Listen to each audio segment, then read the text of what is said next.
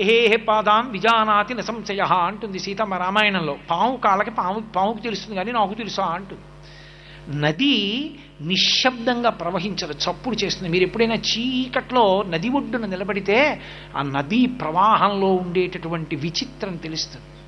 అది విచిత్రములైనటువంటి శబ్దాలు చేస్తూ, సుడిగుండాల్లో తిరుగుతూ, రాళ్ళకి గుద్దుకుంటూ, పైనుంచి పడుతూ, పైకి ఎక్కుతూ వెడుతూ ఉంటుంది. ఆ వెడుతున్నప్పుడు అది చేసేటటువంటి ధ్వనులు విచిత్రంగా ఉంటాయి. ఆ ధ్వనులతో కూడి వెళ్ళిపోతుంటుంది. అలా వెళ్ళిపోయేటటువంటి నది చంద్రుడి యొక్క శక్తిని పుచ్చుకుంటుంది. దానికి ఆ లక్షణం ఉంది. చంద్రకిరణములు పడతాయి.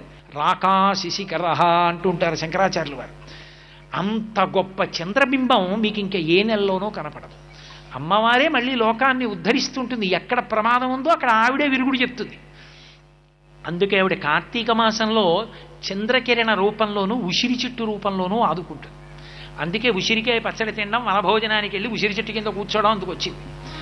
కాబట్టి ఇప్పుడు ఆ నది ప్రవహించి వెళ్ళిపోయేటప్పుడు ఆ చంద్రబింబం మించి పడేటటువంటి కిరణములలో అమృత ప్రసారం ఉంటుంది, అమృత శక్తి ఉంటుంది. అందుకే ఓషధులన్నీ చంద్రుడి వలననే ప్రకాశిస్తాయి అని విష్ణు పురాణంలో వినాయక చవితి వ్రత కథలో ఆ చంద్రుడు ప్రకాశించకపోతే ఓషధులు ప్రకాశించలేదు అంటారు. ఓషధులు లేకపోతే లోకంలో అనారోగ్యం తగ్గదు. ప్రతి దాని యందు చంద్రకిరణ స్పర్శ చేతనే ఓషధీ శక్తి వస్తుంది. ఆ నది ప్రవాహమునందు అది ఆ అమృత ధార, అమృత కిరణుడు అని పేరు. రాకా హిమకరహ అమృతకరహ అంటారు.